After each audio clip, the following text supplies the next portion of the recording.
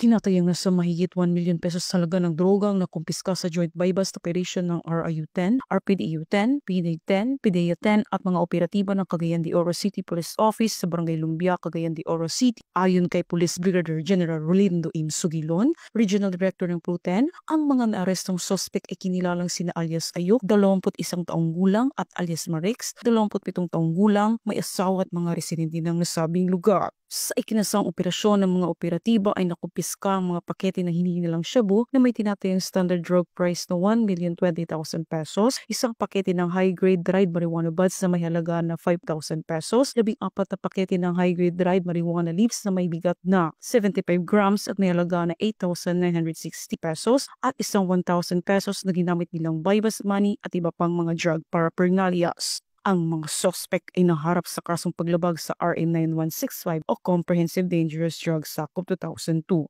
Mula dito sa Camp Capistrano, Gusa, Cagayan de Oro City, ako ang iyong PNN correspondent, Patrolwoman Sarabemba Tumalaki, alagad ng batas, tagataguyod ng balitang pulis.